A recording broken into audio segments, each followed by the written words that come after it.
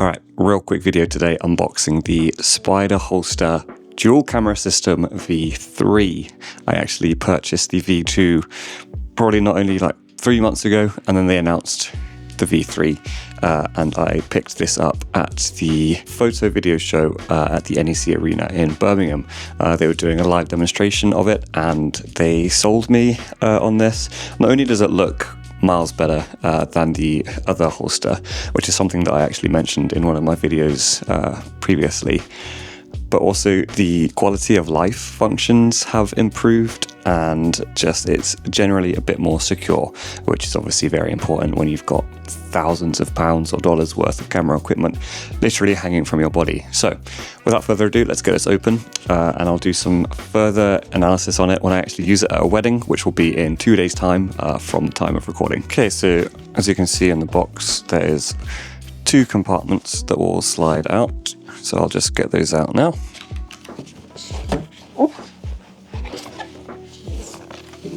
Okay, so in here we've got a quick start guide. Quickly just open that up and show you guys. So everything I need to know to get this set up correctly, and a little bit on the back as well. So I'll make sure I follow those instructions. I will get it put on as well so you guys can see what it looks like on and demonstrate its functionality as well. Parts that will go on the side that will hold the camera itself. And then since it's the dual harness system, it comes with 2 of those.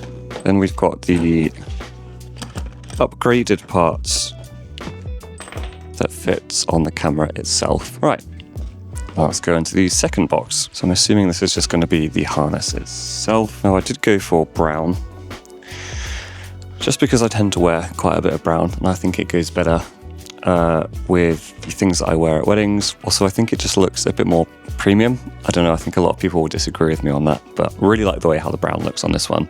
Maybe would have preferred it to look a little bit darker, like a real leather kind of look, but big fan of it. So let's get this set up. Okay, so step 1 is to unsnap this leather holster from the part that's going to hold the camera. So I'm going to do that now.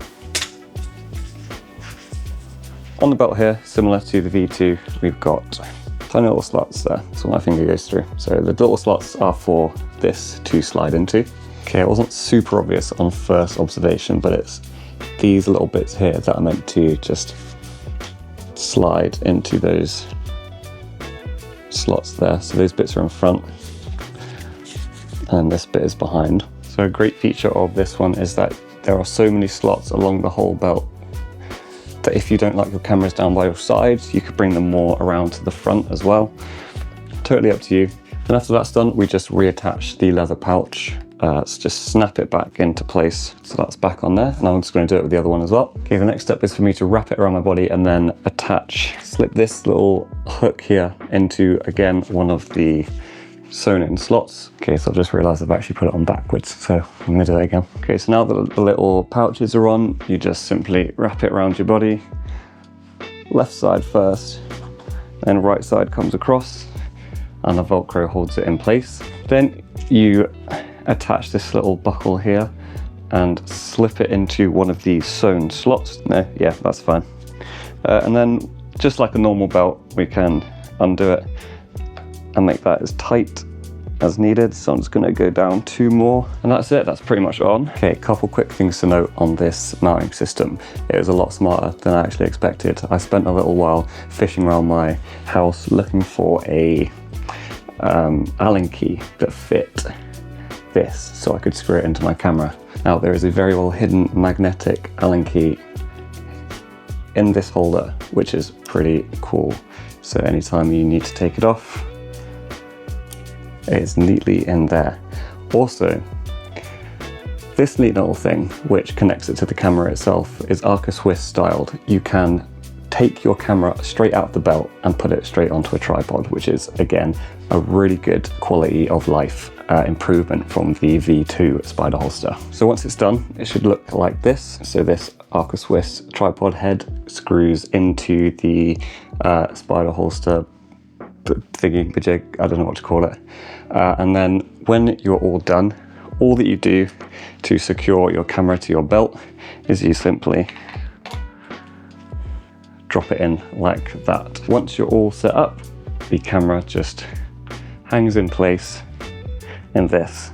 It is locked in place unless you pull this little lever on the side up, and again, put the camera in and it locks like that. Pull it up, pull the lever like so. You can leave the lever unlocked, so you can just drop your camera in and take it out as so. You don't need to do any lever movements. That might be useful for things like ceremony or confetti shot, where you're needing to switch out cameras very quickly. And another reason why I switched from harness to this belt system is so that the harness is no longer pulling my shoulders down, which makes my shoulders hurt after a long 10 to 12 hour wedding day. So those are just my first impressions of the belt. I'm going to try it out, like I said, at a wedding on Wednesday, which is in 2 days from now. But yeah, I can't foresee any issues I'm going to have with this, but easier to say that when I'm trying it on at home. We'll see what it's like in action, and I'll give you a full review and breakdown of that. But for now, please do leave a like and subscribe, and I will see you guys in the next one.